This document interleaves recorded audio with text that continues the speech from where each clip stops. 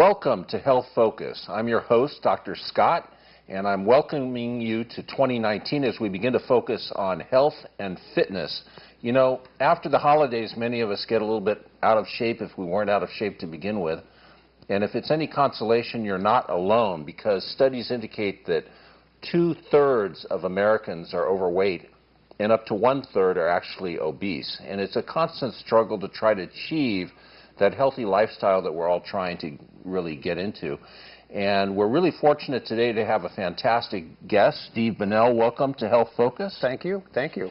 And I understand that you are actually a group fitness instructor and a sort of life coach who helps people to become more healthy and fit.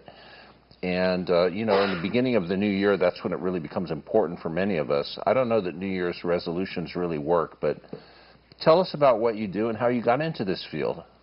I was a very active child, played sports, ran about, playing childhood games. I came from a generation where, parents let their kids run free and, didn't want to see you back home until dinner time, and I took full advantage of that. I was a very, very active kid. About 5 years ago, I started coaching running groups at Fleet Feet, and really enjoyed the collaboration I had with other coaches and with participants, and I was so interested in it. I continued to coach. That transitioned to other coaching opportunities, and here I am today. That's fantastic. And do you focus mainly on diet or exercise, or a little bit of both? Mostly exercise. Although I would argue that our fitness routine is inherently linked to our lifestyle. Mm-hmm. So I express whenever I take on a new client that it's important, not just the exercise component, but what are we doing the rest of the day, and that could be anything from our eating habits to our sedentary habits as well. Right. In other words, we're talking about a lifestyle, not just a brief interaction like a diet or a sudden exercise program. We're talking about a person's life and a lifestyle. Exactly.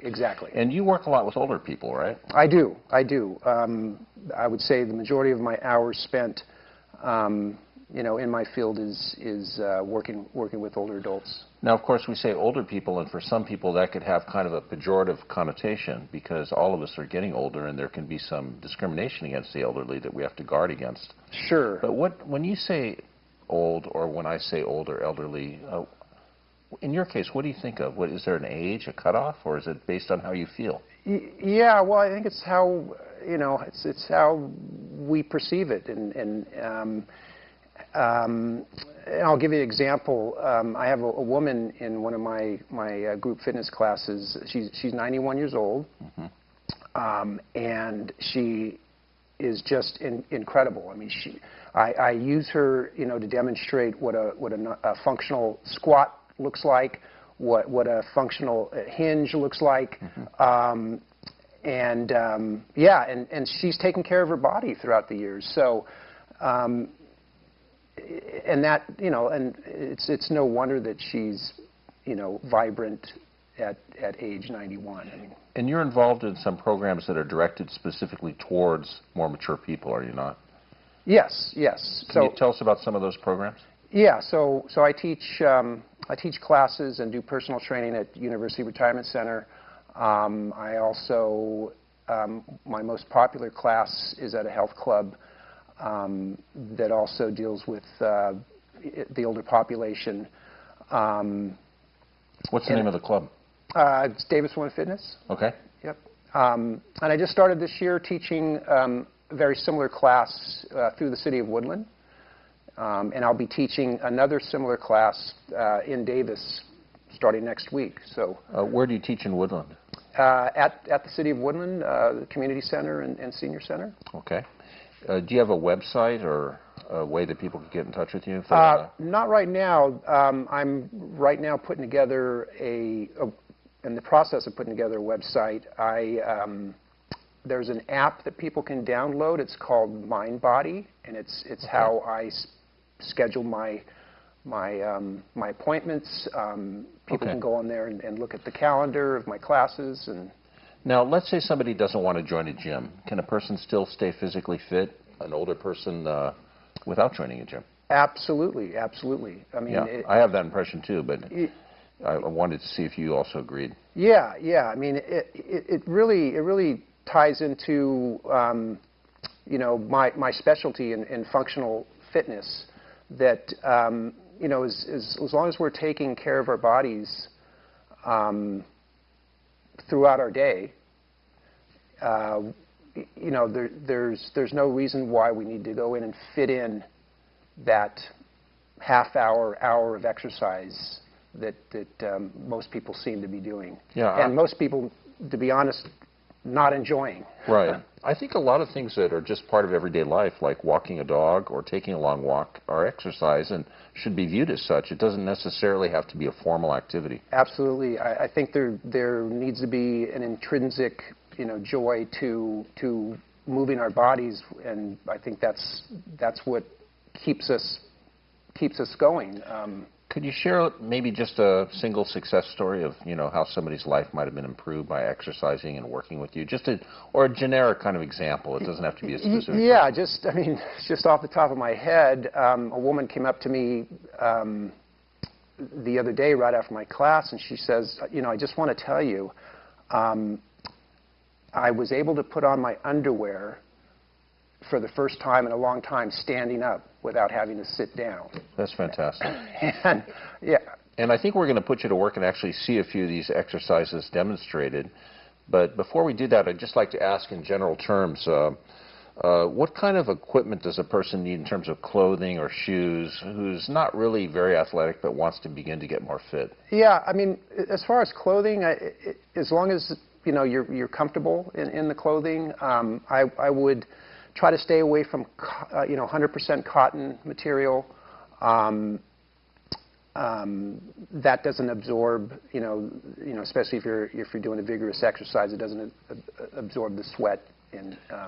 But I would also say, you know, in regards to shoes, that you know, I'm a big fan of a sort of a minimal heel drop of a shoe, not too much of a heel, something that's, you know, closer to the ground, gives us more connection to the ground, and I would, you know, strongly encourage that, not just for everyone, but especially for older folks. And I guess it's also important to at least consider seeing your doctor, particularly if you're over age 40 or 50, I would say, and to perhaps be checked out to make sure you don't have any heart condition or other condition that might really render exercise potentially dangerous. I also think a warm-up period before you start exercising is important so your heart doesn't suddenly get stressed too much, and a cool-off period afterwards. Do you agree? Absolutely. I mean, especially with my older demographic, we go through a lengthy warm-up routine where we're mobilizing all the joints,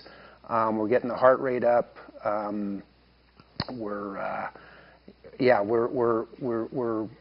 you know, we're getting a sweat going on before we get into the strength training and the resistance training. Well, of course, a picture is worth 1,000 words, and we have more than one picture when we shoot an image of somebody doing something. Right. And what I'd like to ask you to do is actually demonstrate some exercises with some of our studio staff and volunteers, and one of whom happens to be my wife, and another one is a good friend of mine.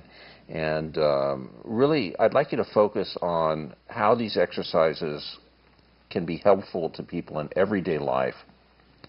These are not older people, but particularly older people. Would you be willing to do that for us, Steve? Absolutely, absolutely. Okay, yeah. Why don't we go do it now? Absolutely. All right, let's go. All right.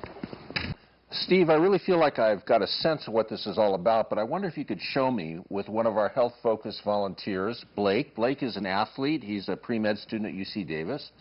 Maybe you could start with the hinge. Absolutely, absolutely.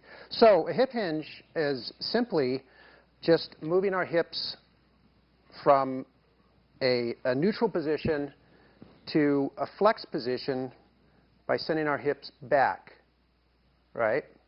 And so the reason why this is important for functional movement is that we want to express that hinge first. We want to load the hips up first before we load the knees. Most people, when they go to sit down or squat for whatever reason, it seems like it's always knees first.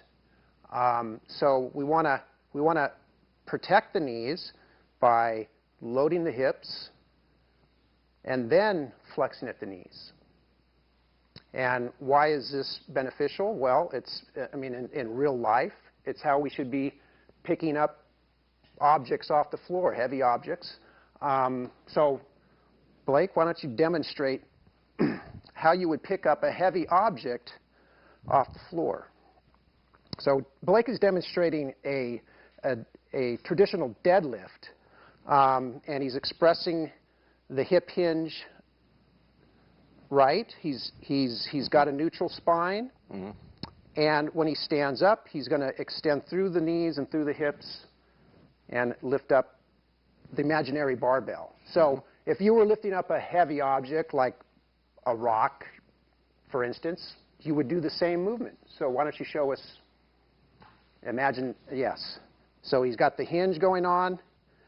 He's got the rock in his arms, and he uses that hinge and that expression to stand straight up. So, Steve, we're taking the biomechanics of a deadlift performed by somebody who's in great physical condition, and we're applying that to what all of us could do in our daily lives, particularly as we get to be more mature, perhaps a bit older. Absolutely, absolutely, and saving the wear and tear on our joints.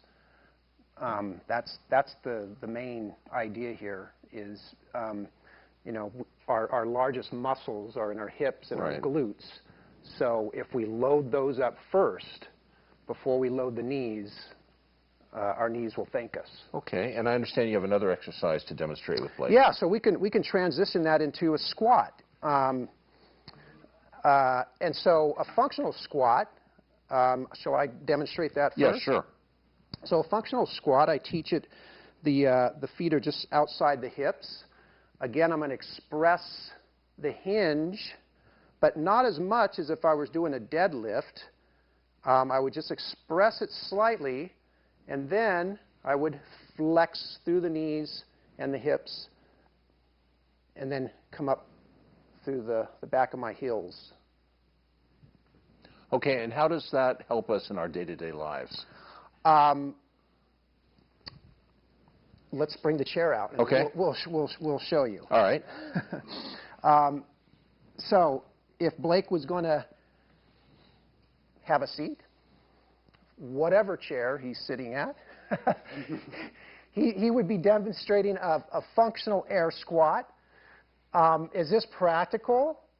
No, but if we can practice thinking about moving our hips back first before loading our knees, then, again, we can think about the wear and tear on our joints and how this applies to, daily life. Okay, so Blake's a great athlete. I'm just a regular guy. I'm coming up to this chair. Yes. I'm going to sit down, and you tell me if I'm doing it right. Absolutely. Okay, Absolutely. This is how I ordinarily would do it. I would just come up and sit down.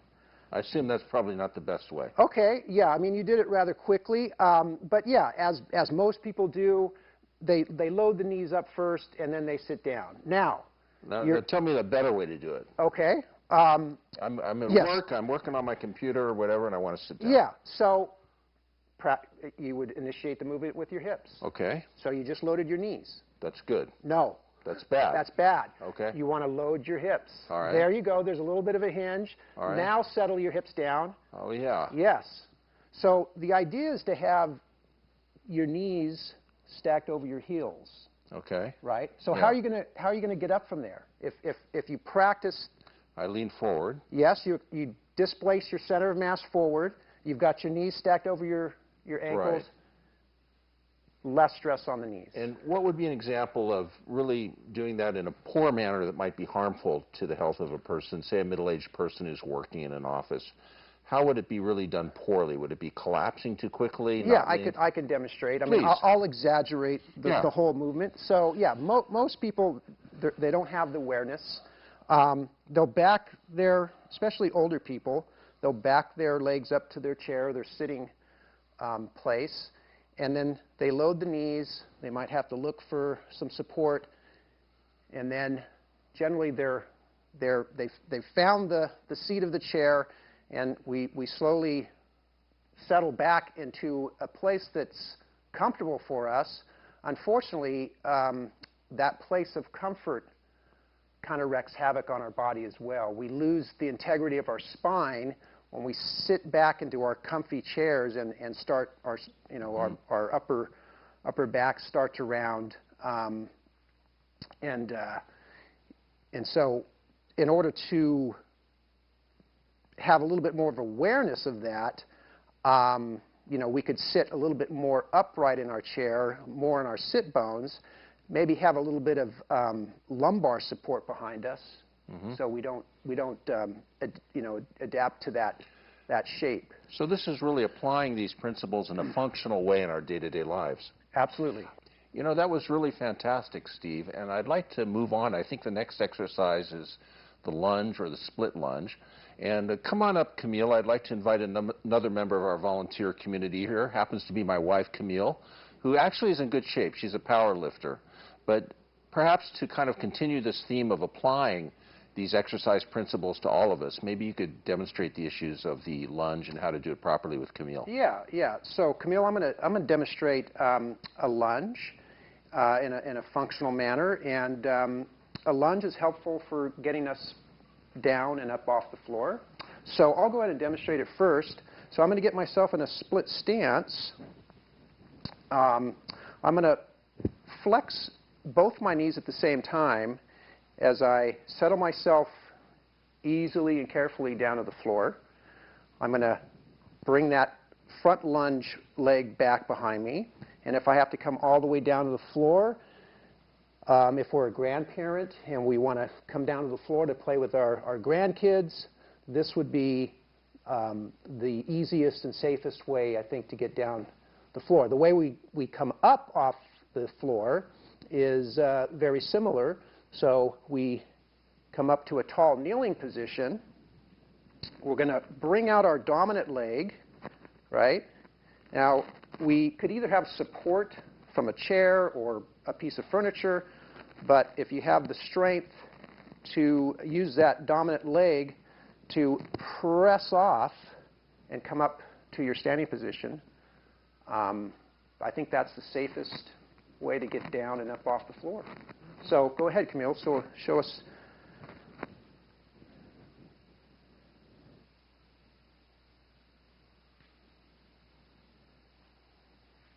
Very good.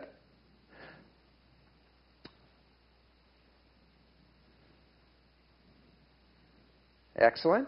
She made that look easy, so Okay, yes. so let's say that I'm playing with my kids. Okay. So I'm not a great athlete or a power lifter. I'm just some guy, and I'm saying, hey, I want to play too. Here, I'm going to go down like this. Wow, let's play Monopoly.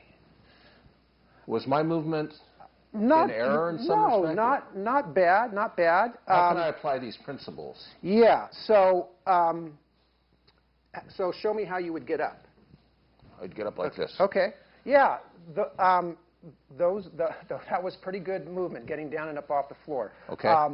I would suggest a little bit more of a longer stride, and Okay. but that gives you a little bit more stable balance. Mm-hmm. And then from there, we just easily go down to the floor. Yeah. Now, if you want to come straight up from that, you just extend through the knees and the hips, and Okay. you come back up. That's great, because I only play Monopoly when I'm wearing a suit and tie. It's a rule in our home. You know? And you have another exercise for us, right? Yeah. So let's transition from there to a lunge, right? Getting down with that same lunge. And if I had to come all the way to the floor, I would settle my torso slowly and carefully, right? And then if I had to push myself up off the floor, I would press up, come up to a tall kneeling position, and back to my half kneeling position, and then standing up. Yes, go ahead, Camille.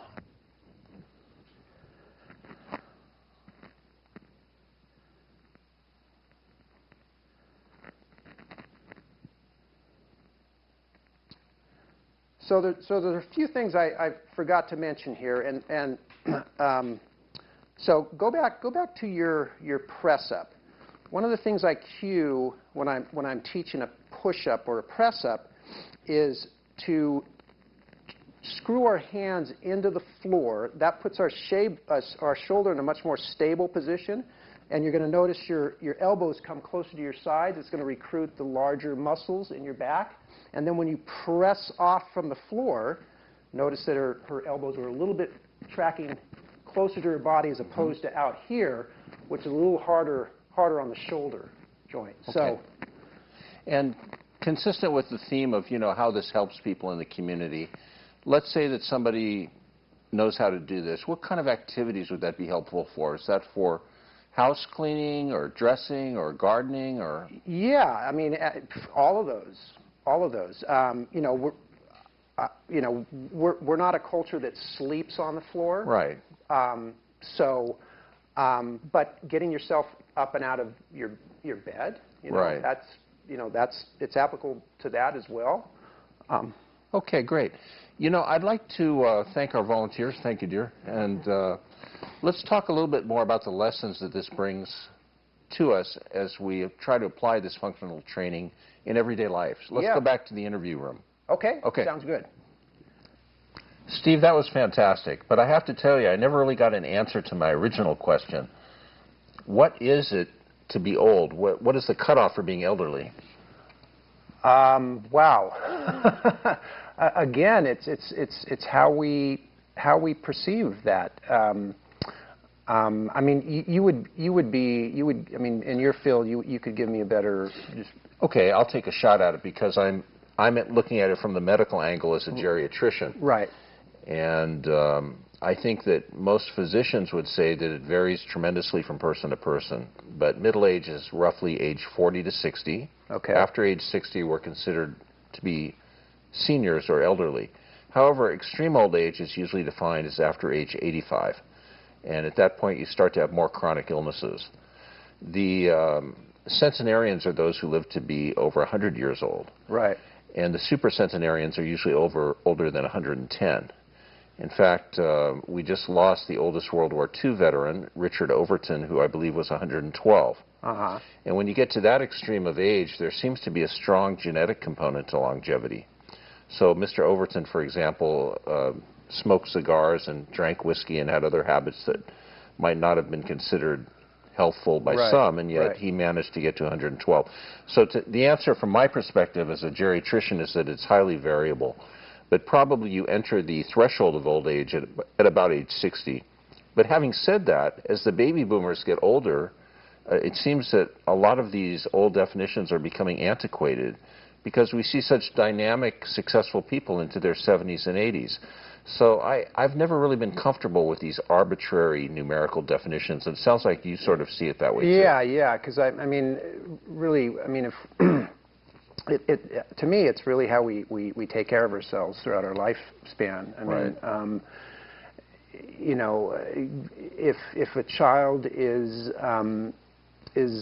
overweight and inactive, sedentary, the likelihood of him becoming obese as an adult, absolutely goes up. And the same with an adult. If an adult is sedentary and overweight, the likelihood of him experiencing, chronic illness and disease is, goes way up. So, it's really based on how we take care of ourselves, I think. I mean, genetics do play a part. Right. But I believe in the nurture nature nurture. Nature Yeah. nurture aspect of things. Well, anyway, we're focusing on health and exercise, and that's the major interest today. And you've shown us how you can use your motions on a day-to-day basis to really maintain your health. But in terms of a more, dedicated effort to be fit, how do you motivate people to start? What if somebody really is having a hard time getting going? I often say start low, go slow. I preach that all the time. Yeah, it's small steps. It's baby steps. It's not trying to not trying to do too much at once. Also I would preface that with trying to find an activity, a movement that you enjoy doing. Whether that's a sport, a dance, it could be a simple, walk, with a friend. We're sort of stuck with the idea that we have to fit in our hours worth of exercise and then we're done with it. And that just doesn't appeal to a lot of people. Do you have any closing advice with respect to fitness or diet that would be kind of a take-home message? Move more, sit less, preferably outdoors when you get your movement in. And try to eat healthy and. Yeah, absolutely. Yeah. Try to incorporate a healthy diet. I think a positive attitude and getting a lot of rest, having a social network, people who you care about, that you interact with, I think that's important too. Absolutely, I totally agree with that. Right. That's one of the motivating factors I think that keeps people coming to my class. They see familiar faces, they make friendships. That social connection, is very important. Well, Steve Bonnel, it's really been a pleasure having you here on Health Focus. I think that we've only scratched the surface of health and fitness, but as we get into 2019, it seems like a good time of year to be addressing that. And I hope we'll be able to continue this conversation in the future, and I wish you the best in your teaching activities and your work with the community. Thank you. I appreciate it. Come back and see us again. I will. Remember, on Health Focus, we focus on your health.